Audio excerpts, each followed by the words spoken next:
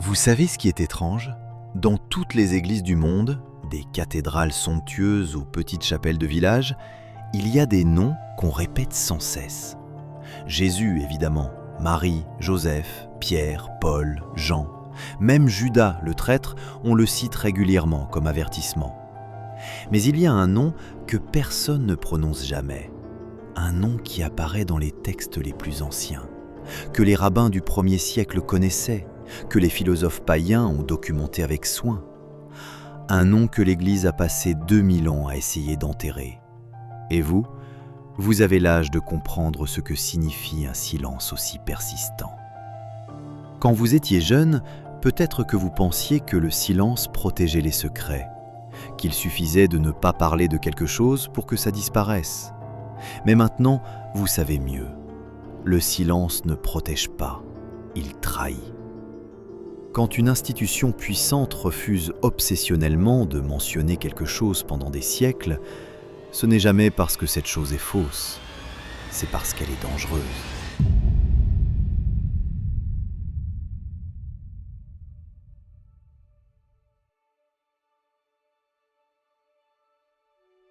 Le nom dont je parle, c'est Panthéra, un soldat romain, archer de métier, originaire de Sidon, une ville côtière de Phénicie. Il servait en Palestine au moment précis de la naissance de Jésus. Et selon plusieurs sources anciennes, des sources que l'Église a tenté de détruire, ce soldat serait le véritable père du Christ.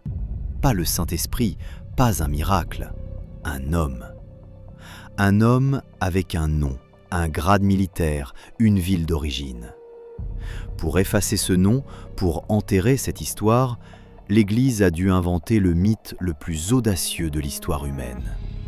Vous connaissez ce mythe, on vous l'a enseigné depuis l'enfance. La naissance virginale. Aujourd'hui, je vais vous montrer comment ce mythe est né et pourquoi il était nécessaire. Écoutez, avant qu'on aille plus loin, il faut que je sois honnête avec vous sur ce qui va suivre. Cette histoire, c'est un peu comme un secret de famille. Vous savez de quoi je parle, non? Ces vérités qu'on murmure à demi-mot lors des réunions familiales. Ces choses que tout le monde sait, mais que personne ne dit à voix haute. Ces moments où les adultes échangent un regard et changent brusquement de sujet quand les enfants entrent dans la pièce. Les jeunes ne remarquent rien. Ils sont trop occupés avec leur téléphone, leur gâteau, leur conversation. Mais vous, vous avez appris à lire entre les lignes, à capter les regards échangés, à entendre ce qui n'est pas dit. Parce que vous avez vécu assez longtemps pour comprendre que les silences disent souvent plus que les mots. Cette vidéo est pour les gens qui savent lire les silences, pour les adultes de 50, 60, 70 ans qui ont compris que les plus grandes vérités sont souvent celles qu'on refuse de prononcer. Mais écoutez, si vous êtes plus jeune et que vous avez déjà cette lucidité, cette capacité à voir ce qu'on vous cache, alors vous êtes exactement à votre place ici. L'âge, finalement, c'est juste un chiffre. Ce qui compte, c'est la maturité intellectuelle.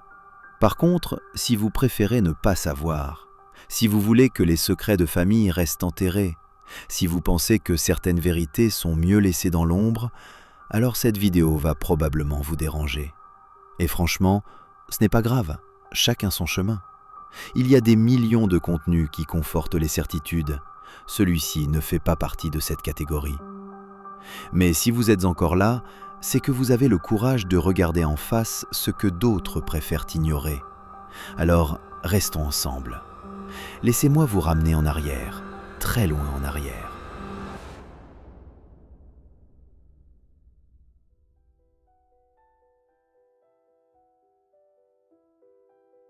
Nazareth, petit village de Galilée, en 7 avant notre ère. Imaginez un endroit minuscule, peut-être 300 habitants tout au plus, des maisons de pierre blanchies à la chaux, des ruelles étroites où tout le monde connaît tout le monde, où aucun secret ne reste secret bien longtemps. C'est la fin de l'après-midi, le soleil décline sur les collines. Les femmes reviennent du puits avec leurs jarres, les hommes rentrent des champs, Les enfants jouent dans la poussière. Et au milieu de ce village, il y a une jeune fille nommée Marie. Elle a 16 ans, peut-être 17. À cet âge-là, dans cette société, on était déjà considéré comme une femme. Elle est fiancée à Joseph, un charpentier local, un homme bien, dit-on, respectable. Et elle est enceinte. Maintenant, vous vous dites peut-être, bon, elle est fiancée, elle va bientôt se marier, où est le problème ? Voilà le problème. Joseph sait, avec une certitude absolue, que cet enfant n'est pas le sien. Ils ne se sont pas encore mariés, ils ne se sont pas touchés. Les fiançailles juives du 1er siècle, ce n'était pas comme aujourd'hui. C'était un engagement légal, mais le mariage physique n'avait pas encore eu lieu. Alors, si Marie est enceinte, quelqu'un d'autre en est responsable. Et dans un village de 300 personnes, vous imaginez bien que ça ne passe pas inaperçu. Les regards changent quand Marie passe dans la rue. Les femmes au puits détournent les yeux. Les hommes crachent. Les enfants répètent des mots qu'ils ne comprennent pas vraiment. Zona, prostituée, mamzerette, bâtarde. Des insultes qui tuent socialement plus sûrement qu'un coup de couteau. Et puis, il y a la rumeur. Vous connaissez les rumeurs, non ? Comment elles naissent, comment elles se répandent, comment elles prennent une vie propre. Dans les ruelles de Nazareth, on murmure, d'abord à voix basse, puis de plus en plus fort. Le père de l'enfant ? Ce serait un soldat romain, un de ces occupants détestés qui patrouillent dans la région, un archer, paraît-il, originaire de Sidon. Son nom, Panthéra. Vous comprenez maintenant l'ampleur du désastre. Dans une société où l'honneur familial était tout, où votre généalogie déterminait votre place dans la communauté, où un enfant illégitime, un mamzer, était exclu de l'Assemblée du Seigneur jusqu'à la 10e génération, cet enfant était condamné avant même de naître. Pas seulement à la pauvreté, pas seulement au mépris social, à l'inexistence, à l'effacement pur et simple.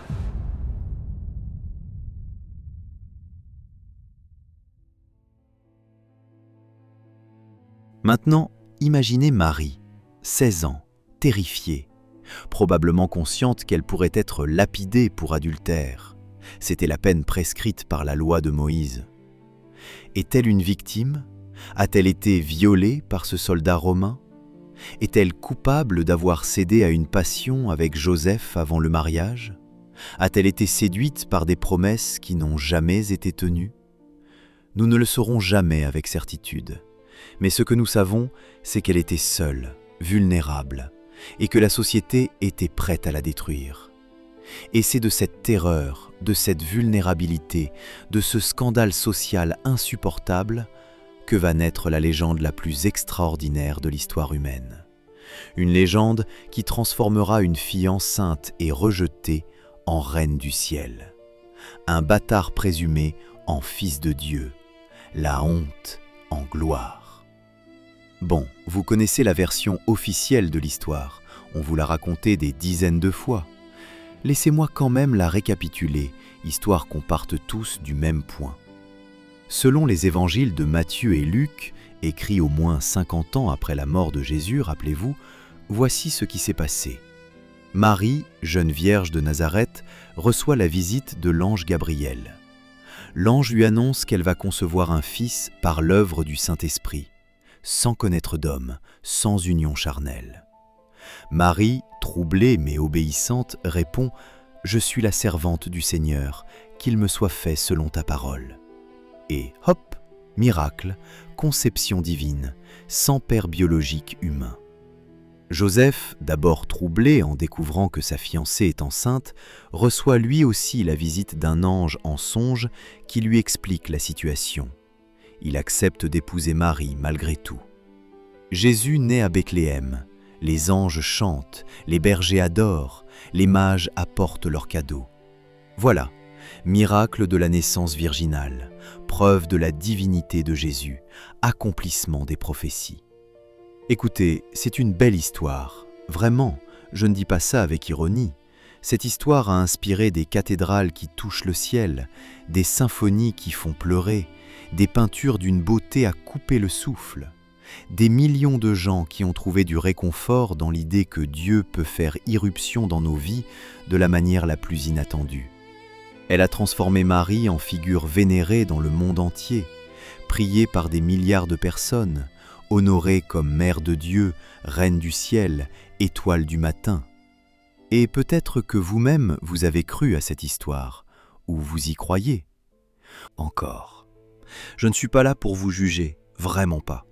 Parce que cette histoire répond à un besoin humain profond, celui de croire que nous ne sommes pas seuls dans un univers indifférent, que Dieu peut intervenir, que le divin peut percer à travers l'ordinaire.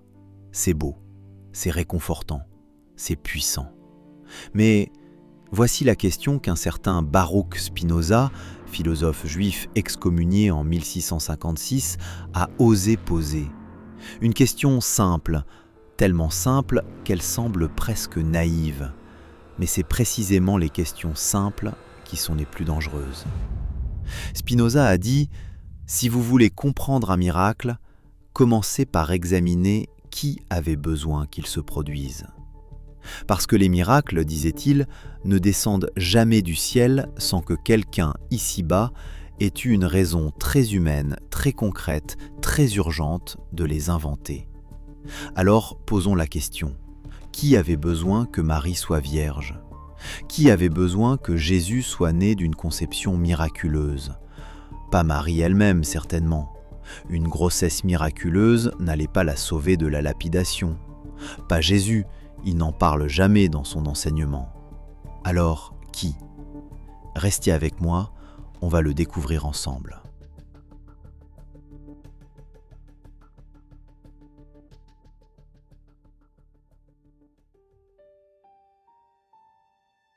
Amsterdam, 27 juillet 1656. Matinée. Un jeune homme de 23 ans entre dans la synagogue portugaise. Il s'appelle Baruch Spinoza, fils de marchand juif, étudiant brillant. Tout le monde prédisait qu'il deviendrait un grand rabbin. Mais il a commis un péché impardonnable. Il a posé des questions. Les rabbins sont assis en demi-cercle. Le plus vieux, celui qui l'a éduqué depuis l'enfance, évite soigneusement son regard. Silence total dans la synagogue. Puis la voix s'élève, forte, implacable.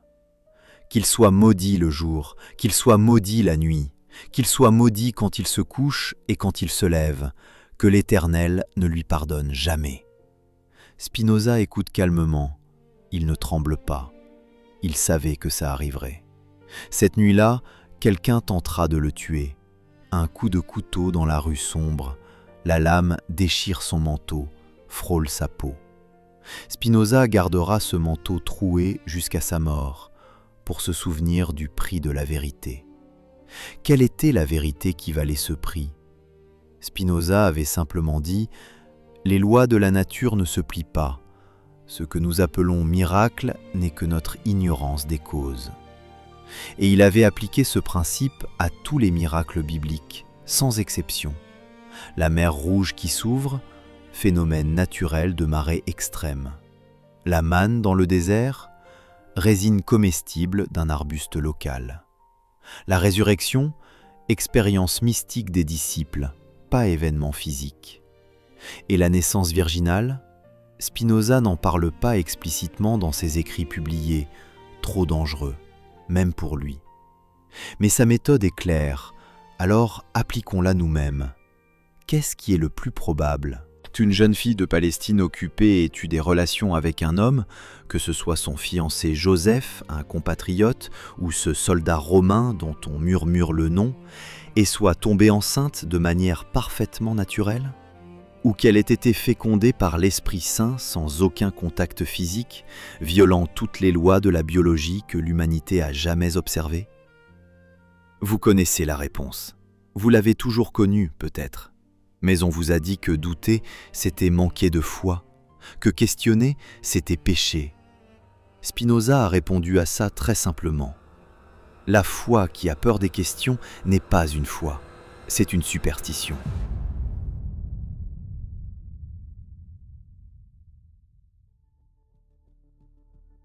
Alors questionnons, Parlons de Paul de Tarse. Paul, c'est l'homme qui a transformé une petite secte juive en religion mondiale. Sans Paul, le christianisme serait probablement mort avec la génération des apôtres. Il écrit ses lettres à peine 20 ans après la crucifixion de Jésus, avant qu'aucun évangile ne soit rédigé, avant que les légendes aient eu le temps de se solidifier. Si quelqu'un devait connaître les faits réels sur Jésus, c'est bien Paul. Il a rencontré Pierre, il a rencontré Jacques, le frère de Jésus. Il a passé du temps avec les disciples qui avaient connu Jésus personnellement. Et voici ce qui est fascinant. Dans toutes ses lettres, et on parle de milliers et de milliers de mots, Paul ne mentionne jamais la naissance virginale. Pas une seule fois. Arrêtez-vous là-dessus un instant. Vraiment. Laissez ça faire son chemin. Paul écrit des arguments théologiques complexes pour prouver que Jésus est le Messie, le Fils de Dieu, le Sauveur de l'humanité. Il polémique avec des opposants. Il défend Jésus contre ceux qui le considèrent comme un simple prophète ou un imposteur. Il aurait dû mentionner la naissance miraculeuse comme preuve ultime de la divinité de Jésus. Imaginez la scène. Paul face à des Juifs sceptiques. Comment ce Jésus pourrait-il être le Messie? Paul pourrait répondre « Parce qu'il est né d'une vierge, conçu par l'Esprit Saint, exactement comme les prophètes l'avaient annoncé. » Bam! Argument imparable, fin de la discussion. Mais Paul ne le fait jamais. Pourquoi? Il n'y a qu'une seule explication logique. Il ne connaissait pas cette version. Parce qu'elle n'existait pas encore. Elle sera inventée plus tard, des décennies après sa mort, quand le besoin de répondre à l'accusation d'illégitimité deviendra trop pressant. En fait, ce que Paul écrit suggère le contraire d'une naissance miraculeuse. Dans son épître aux Galates, chapitre 4, verset 4, il dit « Dieu a envoyé son Fils, né d'une femme, né sous la loi. » Vous avez remarqué? Né d'une femme, pas né d'une vierge, pas conçu miraculeusement, juste né d'une femme. Le mot grec qu'il utilise, génoménon, signifie né ou fait dans le sens le plus ordinaire, le plus naturel qui soit. Et dans son épître aux Romains, chapitre 1, versets 3 à 4, Paul écrit quelque chose d'encore plus révélateur. Concernant son fils, qui est issu de la descendance de David selon la chair, et qui a été déclaré fils de Dieu avec puissance, par sa résurrection d'entre les morts.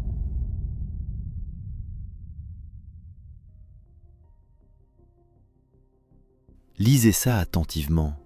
Jésus est de la descendance de David selon la chair, pas par miracle, par la chair, par la descendance biologique normale. Et remarquez où Paul situe la filiation divine de Jésus, pas à la conception, mais à la résurrection. Pour Paul, Jésus devient pleinement fils de Dieu en ressuscitant, pas en naissant d'une vierge. Vous comprenez ce que ça signifie? Le témoin le plus proche, celui qui écrit le plus tôt, celui qui a parlé avec les gens qui avaient connu Jésus personnellement, ne sait rien de la naissance virginale, parce qu'elle n'avait pas encore été inventée. Passons maintenant au premier évangile écrit, celui de Marc. Marc écrit vers l'an 70, soit environ 40 ans après la crucifixion. Et voici ce qui est étrange. Marc ne raconte rien de l'enfance de Jésus. Son évangile commence directement avec Jésus adulte, se faisant baptiser par Jean dans le Jourdain. Pas d'annonciation, pas d'ange Gabriel, pas de Marie vierge, pas de Joseph troublé, pas de naissance à Bethléem. Un vide total. Alors vous pourriez vous dire, bon, Marc n'était juste pas intéressé par l'enfance, il voulait se concentrer sur le ministère public. Peut-être. Mais voilà le truc. Si la naissance virginale avait été un fait connu, établi, proclamé par les apôtres, Marc, qui écrit pour des chrétiens, pour des gens qui ont besoin de preuves que Jésus est vraiment le Messie, l'aurait certainement mentionné. C'est une preuve trop puissante pour être omise. À moins que Marc n'ait jamais entendu parler de cette histoire. Mais attendez, ce n'est pas tout. Au chapitre 6, versets 1 à 3, Marc raconte le retour de Jésus à Nazareth. Jésus enseigne dans la synagogue. Les gens sont impressionnés par sa sagesse. Mais au lieu de l'honorer, ils se scandalisent. Et voici exactement ce qu'ils disent. N'est-ce pas le charpentier, le fils de Marie, le frère de Jacques, de José, de Jude et de Simon? Et ses sœurs ne sont-elles pas ici parmi nous? Stop, relisez ça. Le fils de Marie, pas le fils de Joseph, le fils de Marie. Dans une société patriarcale où les hommes étaient toujours identifiés par leur père, appeler un homme fils de sa mère était une insulte dévastatrice. C'était une façon voilée de dire « il n'a pas de père légitime, c'est un bâtard ». Les gens de Nazareth, ceux qui avaient connu Marie enceinte avant le mariage, ceux qui avaient entendu les rumeurs, utilisent une expression qui fait directement allusion au scandale. Et Marc, écrivant avant que la légende de la naissance virginale ne soit pleinement développée, conserve cet écho gênant. Il le laisse là, dans son texte, comme une empreinte digitale oubliée sur une scène de crime. Les évangélistes qui viendront après lui, Matthieu et Luc, tenteront de nettoyer cette empreinte. Mais chez Marc, elle est encore visible. Il y a un autre passage troublant dans Marc, chapitre 3, versets 20 à 21. Jésus rentra à la maison et la foule s'assembla de nouveau. Les gens de sa famille, ayant appris cela, vinrent pour se saisir de lui, car ils disaient « il a perdu la raison ». Sa propre famille pense qu'il est fou. Elle vient pour l'arrêter, pour le faire taire. Réfléchissez à ça. Est-ce ainsi qu'une famille réagirait si elle avait vécu des miracles extraordinaires? Des anges, des étoiles, des mages venus d'Orient? Non. C'est ainsi qu'une famille réagit quand elle a quelque chose à cacher. Quand le membre le plus problématique de la famille, celui dont la naissance a été un scandale, commence à attirer l'attention. Elle a peur. Elle veut le faire taire. Elle veut éviter que les vieilles rumeurs ne ressurgissent. Et un peu plus loin, chapitre 3, verset 31, survinrent sa mère et ses frères, qui, se tenant dehors, l'envoyèrent appeler. Ils se tiennent dehors, ils n'entrent pas. Ils envoient quelqu'un le chercher. Distance, gêne, malaise familial. Et la réponse de Jésus révèle toute la tension. Qui est ma mère et qui sont mes frères? Quiconque fait la volonté de Dieu, celui-là est mon frère, ma sœur et ma mère. Il renie symboliquement sa famille biologique. Il crée une nouvelle famille spirituelle basée non sur le sang, mais sur l'obéissance à Dieu. Pourquoi?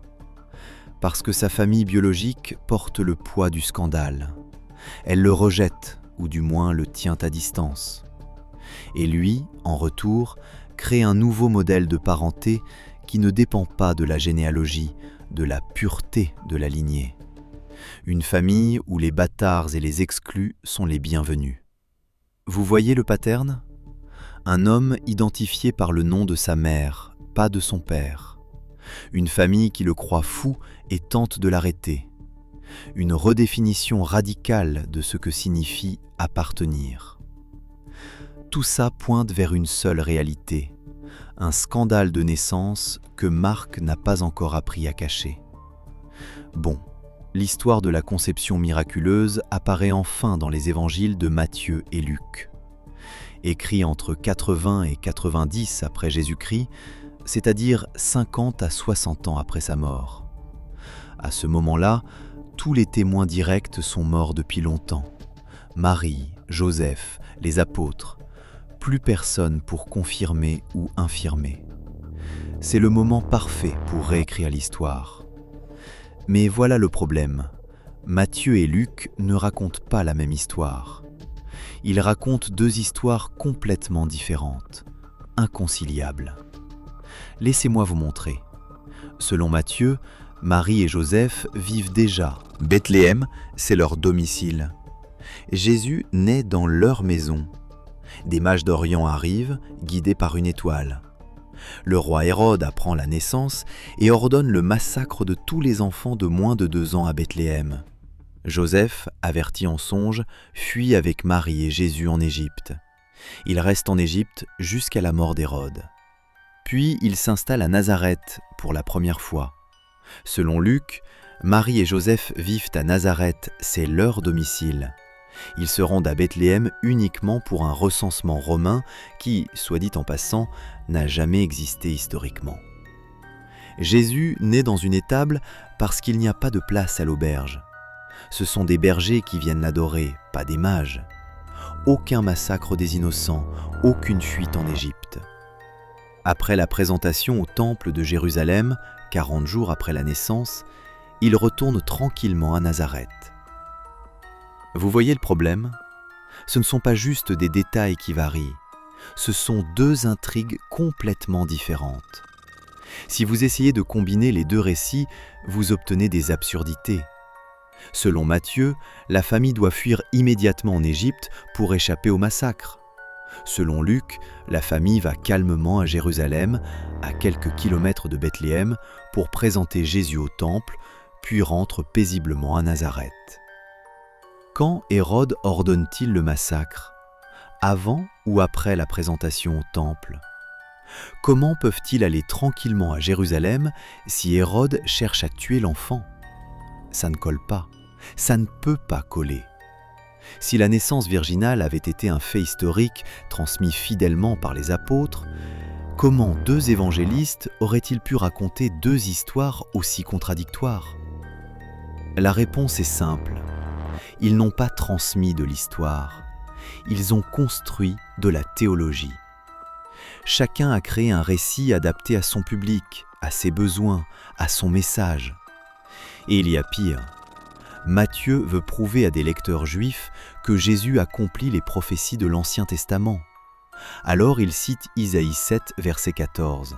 « Voici, la Vierge sera enceinte. » Sauf qu'il y a un problème, un gros problème. Le texte hébreu original d'Isaïe n'utilise pas le mot « vierge ». Il utilise le mot « alma » qui signifie simplement « jeune femme ». Si Isaïe avait voulu dire « vierge », il aurait utilisé le mot « bétula » qui désigne spécifiquement une vierge. Mais non, « alma », jeune femme. C'est la traduction grecque, la Septante, qui a traduit « alma » par « parthénos », vierge. Et Matthieu, utilisant la version grecque au lieu de l'original hébreu, construit toute sa théologie sur cette erreur de traduction. C'est comme bâtir une cathédrale sur des fondations de sable.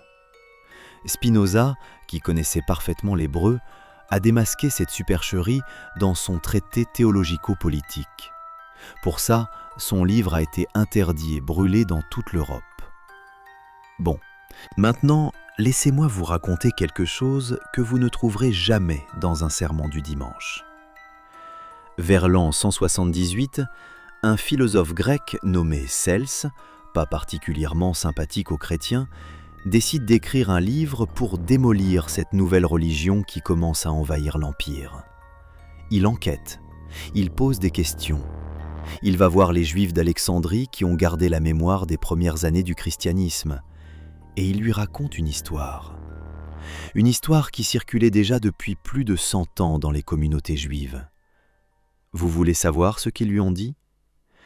Ils lui ont dit que Marie, la mère de Jésus, avait été chassée par Joseph après qu'on les surprise avec un soldat romain. Un soldat, pas un ange, pas le Saint-Esprit. Un homme en chair et en os, avec un nom, un grade militaire, une ville d'origine. Panthéra, archer de Sidon. Maintenant, écoutez bien. Si Cels voulait simplement inventer une calomnie pour salir le christianisme, il aurait dit « Jésus est né d'un adultère » et basta, pas besoin de détails. Les rumeurs vagues fonctionnent mieux, elles sont plus difficiles à réfuter. Mais là, Cels donne un nom, une fonction militaire précise, une ville d'origine. Pourquoi? Parce qu'il ne l'invente pas. Il répète une tradition qu'il a entendue, une tradition juive ancienne, transmise oralement. Et cette accusation ne vient pas que de Cels. Elle apparaît dans le Talmud babylonien, compilé au 5e siècle, mais reprenant des traditions bien plus anciennes. On y trouve une référence à Yeshu ben Pantera, Jésus, fils de Pantera. Elle apparaît dans le Toledot Yeshu, un texte polémique juif médiéval qui raconte la même histoire, la même accusation, le même nom, encore et encore. Alors, vous vous dites peut-être, bon, c'est juste de la propagande antichrétienne, des ennemis qui inventent des calomnies. Peut-être. Mais voilà où ça devient vraiment troublant. En 1859, c'est-à-dire il y a à peine 165 ans, des ouvriers allemands qui creusent près de Bingerbrück déterrent une vieille pierre tombale romaine. Ils la nettoient, ils lisent l'inscription. Et devinez ce qu'ils trouvent? Tiberius Julius Abdes Pantera, originaire de Sidon, archer de la première cohorte, 40 ans de service militaire. Vous voyez ce que je vois? Pantera, archer, Sidon. Exactement ce que Cels avait écrit 1700 ans plus tôt. Un soldat réel, qui a vraiment existé, dont nous avons la tombe. Un archer de Sidon qui a servi dans l'armée romaine, qui aurait été stationné en Palestine au moment précis de la naissance de Jésus, avant d'être transféré en Germanie où il a terminé sa carrière. Coïncidence? Peut-être. Mais vous avez vécu assez longtemps pour savoir que les coïncidences aussi précises, ça n'existe pas vraiment. Quand plusieurs sources indépendantes donnent le même nom, la même fonction, la même origine géographique, et qu'on retrouve ensuite une tombe qui confirme tous ces détails. Ce n'est plus une rumeur, c'est une piste sérieuse. Et regardez comment l'Église a réagi. Origène, au IIIe siècle, a consacré des pages entières de son contre Cels à réfuter cette accusation. Il a admis que les rumeurs circulaient, mais il les a qualifiées de mensonges répandus par des Juifs hostiles. Le simple fait qu'Origène ait pris cette histoire au sérieux, qu'il ait jugé nécessaire d'y répondre en détail, montre à quel point elle était répandue et crédible. Si ce n'avait été qu'un fantasme tardif, il n'aurait pas mérité tant d'attention. Mais Origène savait que cette accusation menaçait les fondations mêmes du christianisme. Alors il a fait ce que les institutions font toujours face aux vérités dangereuses.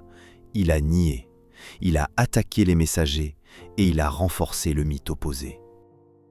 Bon, maintenant qu'on a vu toutes les failles, toutes les contradictions, toutes les pistes, laissez-moi vous raconter ce qui s'est probablement vraiment passé.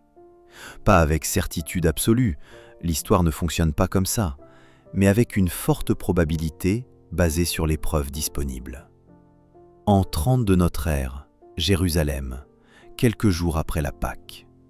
Jésus vient d'être crucifié. Ses disciples sont terrifiés, perdus, brisés. Puis, selon leur témoignage, quelque chose d'extraordinaire se produit. Ils affirment qu'il leur est apparu, vivant, ressuscité. Que ce soit une hallucination collective, une expérience mystique ou un événement réel, pour notre propos, peu importe. Ce qui compte, c'est qu'ils y croient, et que cette conviction les transforme. Ils sortent de leur cachette, ils commencent à prêcher, à proclamer que Jésus est le Messie, qu'il est ressuscité, qu'il reviendra bientôt instaurer le royaume de Dieu. Et immédiatement, ils font face à une objection dévastatrice. Les autorités juives, les rabbins, les pharisiens leur disent « Comment ce Jésus de Nazareth pourrait-il être le Messie? C'est un mamzer, un bâtard, tout le monde le sait à Nazareth. Sa mère était enceinte avant le mariage, peut-être de ce soldat romain, Pantera. Il n'a aucune légitimité davidique, il ne peut pas être le Messie. » Vous comprenez l'enjeu? Dans le judaïsme du 1er siècle, le Messie devait descendre du roi David par une lignée paternelle incontaminée, pur, impeccable. Un mamzer, un fils illégitime, était exclu de l'Assemblée du Seigneur jusqu'à la 10e génération. C'est écrit noir sur blanc dans le Deutéronome, chapitre 23, verset 3. Il ne pouvait pas épouser une femme de pure lignée. Il ne pouvait pas occuper de fonctions religieuses. Il était marqué à jamais. Et surtout, il ne pouvait en aucun cas être le Messie. Les disciples font face à un choix impossible. Ils ont 3 options. Option 1, nier le scandale. Inventer un père respectable pour Jésus. Dire que Joseph est bien le père biologique. Trop risqué. Les gens de Nazareth connaissent la vérité. Ils peuvent témoigner que Marie était enceinte avant le mariage. Le mensonge serait démasqué en 5 minutes. Option 2, ignorer le problème. Se concentrer uniquement sur la résurrection, sur l'enseignement de Jésus. Impossible. Sans généalogie légitime, pas de messianisme possible dans le judaïsme. C'est non négociable. Option 3, aller plus loin, beaucoup plus loin. Ne pas nier le scandale, ne pas inventer un père respectable, éliminer complètement la figure paternelle humaine, dire « Vous avez raison, Joseph n'est pas le père, mais ce n'est pas Panthéra non plus, c'est Dieu lui-même. » Vous voyez le génie de cette stratégie ? L'accusation d'illégitimité devient preuve de divinité, le poison devient remède, la honte devient gloire. Au lieu de défendre Jésus contre l'accusation d'être un bâtard, il transcende complètement l'accusation en affirmant quelque chose de tellement extraordinaire que personne ne peut revenir sur l'accusation initiale sans paraître ridicule. C'est brillant, vraiment brillant. Si vous devez inventer quelque chose, inventez quelque chose de tellement démesuré que l'accusation originale perd toute sa force. Et ça a marché. Pendant 2000 ans, cette stratégie a fonctionné. Mais ce n'était pas que défensif. C'était aussi une adaptation culturelle au monde gréco-romain. Vous voyez, dans le monde hellénistique, les grands hommes ne naissaient jamais d'unions ordinaires. Persée était né de Zeus et de Danaé, Héraclès de Zeus et d'Alcmène. Alexandre le Grand se proclamait fils de Zeus. L'empereur Auguste était dit engendré par le divin Jules César. Même Platon, selon certaines légendes, avait été conçu par Apollon. Dans ce contexte culturel, un sauveur né d'une union humaine ordinaire aurait semblé banal, insignifiant. Mais un sauveur né d'une vierge, conçu par l'Esprit divin, ça parlait le langage que les païens comprenaient. Ça plaçait Jésus au niveau des héros et des demi-dieux qu'ils vénéraient déjà.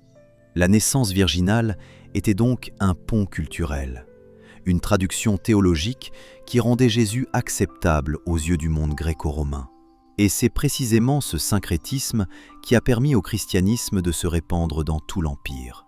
Comprenez bien, ce n'était pas un mensonge cynique inventé par des manipulateurs sans scrupules. C'était une réponse créative, née de la nécessité, forgée dans la crise. Les disciples faisaient face à l'effondrement complet de leur mouvement. L'accusation d'illégitimité menaçait de tout détruire. Alors, ils ont fait ce que les humains font toujours face à l'insupportable. Ils ont créé un récit qui transformait la faiblesse en force, la honte en honneur, le scandale en sacrement. C'était de la survie devenue stratégie. Et le résultat ? Écrasant. 2000 ans plus tard, des millions de croyants proclament encore la naissance virginale comme vérité incontestable. Au fil des siècles, l'Église a doublé, triplé, quadruplé la mise. Le dogme de l'Immaculée Conception, 1854, Marie elle-même conçue sans péché originel. Le dogme de la virginité perpétuelle, Marie vierge avant, pendant et après l'accouchement. Le dogme de l'Assomption, 1950, Marie élevée corps et âme au ciel. La jeune fille de Nazareth, peut-être victime, peut-être coupable d'une erreur humaine, s'est transformée en Vierge perpétuelle, Mère de Dieu, Reine du ciel. Le scandale est devenu sacrement. La tâche s'est transformée en vénération, l'infamie en divinité. Écoutez, ce mécanisme que les premiers chrétiens ont utilisé, vous l'avez vu se répéter encore et encore. partout. Parce que c'est un mécanisme universel, un pattern humain qui traverse les siècles, les cultures, les continents. Les puritains débarquant en Amérique au XVIIe siècle, ils fuyaient la persécution en Angleterre, ils étaient des marginaux, des rejetés, des exilés. Ont-ils dit « Nous sommes des réfugiés chassés de notre pays » ? Non. Ils ont dit « Nous sommes le nouvel Israël ». Dieu nous a choisis pour établir une cité sur la colline, un modèle pour toutes les nations. L'exil est devenu mission divine. La fuite est devenue destin manifeste. Vous reconnaissez le pattern ? Les empires européens colonisant l'Afrique et l'Asie au XIXe siècle, ils pillaient les ressources, asservissaient les populations, détruisaient les cultures. Ont-ils dit « Nous sommes des conquérants avides » ? Non. Ils ont dit « Nous avons le fardeau de l'homme blanc, une mission civilisatrice. Nous apportons la lumière au peuple dans les ténèbres. » La cupidité est devenue charité. Le génocide est devenu mission sacrée. Le même mécanisme, exactement. Les nationalismes modernes, chaque nation qui se construit après une défaite, un génocide, une humiliation. Elle ne dit jamais « Nous avons été vaincus, nous devons reconstruire ». Non. Elle dit « Notre souffrance nous a purifiés. Nous avons une mission historique unique. Notre nation est exceptionnelle. » Vous voyez, chaque fois la même recette. Prendre une origine problématique, un exil, une défaite, un crime, un scandale, et la transformer en preuve de supériorité, en mission divine, en destin exceptionnel. Et vous l'avez vu dans votre propre vie aussi, des familles qui transforment leur honte en fierté exagérée. L'oncle alcoolique devient un homme qui a eu quelques problèmes, mais qui avait un grand cœur. La faillite devient une épreuve qui nous a rendus plus forts. Le divorce honteux devient une libération nécessaire. Des entreprises qui cachent leurs échecs derrière des récits héroïques. Le licenciement massif devient restructuration pour l'avenir. La fraude devient pratiques commerciales agressives. L'effondrement devient opportunité de renaissance. Des nations qui réécrivent leurs crimes en épopée. Les génocides deviennent regrettables excès dans une noble cause. Les invasions deviennent libération. Les occupations deviennent mission de paix. Le mécanisme est universel, il traverse toute l'histoire humaine. Transformer le poison en remède, l'infamie en divinité, la faiblesse en force. C'est humain, profondément, universellement humain. Alors voici ce que le mythe de la naissance virginale vous apprend. Chaque fois qu'un groupe religieux, politique, national se dit choisi, spécial, supérieur, porteur d'une mission unique, posez-vous les questions de Spinoza. À qui profite ce discours ? Quel scandale caché ce mythe recouvre-t-il ? Quelle blessure collective tente-t-on de transformer en gloire ? Et surtout, qui est exclu par cette affirmation d'élection ? Parce que vous l'avez compris maintenant, chaque fois qu'un groupe se dit élu, il dit implicitement que les autres ne le sont pas. Chaque fois qu'une nation se proclame exceptionnelle, elle dit que les autres sont ordinaires. Chaque fois qu'une religion affirme détenir la vérité unique, elle condamne toutes les autres à l'erreur. Vous avez vécu assez longtemps pour voir ce pattern se répéter. Vous avez vu des peuples se proclamer élus et massacrer leurs voisins au nom de cette élection. Vous avez vu des idéologies promettre le paradis et créer l'enfer. Vous avez vu des leaders se draper dans la mission divine et commettre les crimes les plus vils. Le mythe de la naissance virginale vous donne les outils pour reconnaître ce mécanisme partout où il apparaît, et pour résister. Voilà ce que Spinoza a découvert, ce pourquoi il a été excommunié ce matin d'été 1656, ce pourquoi quelqu'un a tenté de le tuer, ce pourquoi il a vécu dans l'isolement, taillant des lentilles pour gagner sa vie, respirant la poussière de verre qui détruisait lentement ses poumons. Il est mort seul, à 44 ans, dans une chambre modeste d'Amsterdam. Mais ce qu'il a découvert n'est pas mort avec lui. Sa vérité a traversé les siècles. Elle a survécu aux autodafés, aux excommunications, aux condamnations. Parce que la vérité, même quand on enterre, finit toujours par germer à nouveau. Et maintenant, cette vérité est entre vos mains. Pas pour la garder jalousement, pas pour vous sentir supérieur à ceux qui croient encore, mais pour la transmettre. Parce que voici ce que j'ai compris en créant cette chaîne. Ce que vous léguez aux générations qui suivent, ce n'est pas de l'argent, ce n'est pas des biens matériels, c'est la capacité de penser librement. Les outils pour reconnaître quand le pouvoir ment, pour voir au-delà des mythes, pour distinguer la manipulation de la vérité. Vos enfants, vos petits-enfants, vont grandir dans un monde encore plus complexe que le vôtre. Un monde où les deepfakes rendent indiscernable le vrai du faux. Un monde où les algorithmes décident ce que vous voyez, ce que vous croyez, ce que vous ressentez.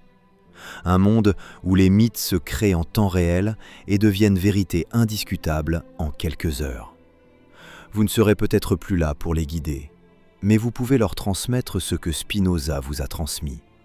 La raison comme outil de liberté, le doute méthodique comme arme contre la manipulation, la recherche des preuves comme bouclier contre les mensonges. Ce n'est pas grand-chose, mais c'est peut-être la chose la plus importante que vous puissiez leur donner. Bon, voilà ce que les premiers chrétiens ont compris, ce qu'ils ont transformé, ce qui a changé le cours de l'histoire. Une jeune femme vulnérable, un enfant rejeté, un scandale qui menaçait de tout détruire. Et de ce scandale, le mythe le plus audacieux jamais inventé. Vous êtes arrivés jusqu'ici, et franchement, ça veut dire quelque chose. Parce qu'on vient de passer presque 1 heure ensemble à décortiquer un dogme religieux vieux de 2000 ans. 1 heure sans musique sensationnelle, sans effets spéciaux, sans promesses de secrets choquants qui vous rendront riches et puissants. Juste de la réflexion, de l'analyse, de la profondeur. Et vous êtes restés. La plupart des gens auraient décroché après 10 minutes. Trop long, trop compliqué, trop exigeant. Mais vous, vous avez tenu. Parce que vous n'avez pas besoin qu'on vous simplifie la réalité. Vous voulez la comprendre, vraiment la comprendre. Alors si cette enquête vous a touché, si elle vous a donné une nouvelle façon de voir les choses, si elle vous a équipé avec des outils pour reconnaître les mythes partout où ils apparaissent, faites quelque chose de simple mais important. Abonnez-vous. Pas par habitude, pas par politesse, mais parce que ce que vous venez de découvrir, cette capacité à voir les mécanismes cachés, à reconnaître quand on vous manipule, à distinguer le mythe de l'histoire, c'est un héritage. Vos enfants, vos petits-enfants vont avoir besoin de ces outils, plus que jamais. Parce que le monde devient de plus en plus sophistiqué dans sa façon de manipuler, de contrôler, de formater les esprits. Les algorithmes savent ce que vous voulez voir avant même que vous le sachiez. Les deepfakes peuvent mettre n'importe quel mot dans n'importe quelle bouche. Les mythes se créent et se propagent en quelques heures, devenant vérité avant même d'être vérifiés. Vous ne serez peut-être plus là pour les aider à naviguer dans ce monde, mais vous pouvez leur transmettre ce que Spinoza vous a transmis. Abonnez-vous, pas pour moi, pour eux. Parce que dans un océan de contenus superficiels qui promettent des réponses rapides, certaines réflexions profondes ont besoin de trouver leur public. Et vous êtes ce public. Vous appartenez à une génération qui a encore le goût de la profondeur, de la complexité, de la vérité, même quand elle est inconfortable. Une génération qui sait que comprendre prend du temps, que la vérité demande des efforts, que la liberté intellectuelle a un prix. Tant qu'il y aura des gens comme vous, tant qu'il y aura des adultes qui refusent de cesser d'apprendre, de questionner, de grandir, il y aura de l'espoir. Parce que la vérité ne meurt jamais vraiment. Elle est la graine et l'épée, et elle germe à nouveau. Il y a 2000 ans, face à l'accusation la plus infamante imaginable, les premiers chrétiens ont fait quelque chose d'extraordinaire. Ils ont transformé un scandale en miracle, une honte en gloire, un bâtard présumé en fils de Dieu. Ce n'était pas de la lâcheté, c'était du génie, de la créativité humaine face à la crise, de la résilience face à l'impossible. Mais aujourd'hui, on peut faire mieux. On peut honorer la vérité sans détruire le message. On peut reconnaître que Jésus, peut-être illégitime, certainement rejeté, probablement marqué dès sa naissance, a transformé sa blessure en force, son exclusion en inclusion radicale, sa honte en compassion pour tous les exclus, tous les rejetés, tous les bâtards du monde. Le vrai miracle n'est pas qu'il soit né sans père, c'est qu'il ait transformé sa cicatrice en message universel. Un message qui traverse les siècles et qui dit « Votre origine ne vous définit pas, votre blessure ne vous condamne pas, votre honte peut devenir votre force. » Voilà ce que Spinoza aurait compris, voilà ce que vous comprenez maintenant. La vérité ne descend pas d'en haut, elle se construit ici-bas, par des humains fragiles, blessés, imparfaits, qui refusent de mentir, qui choisissent de voir, qui osent transmettre, et qui, malgré tout, continuent de chercher.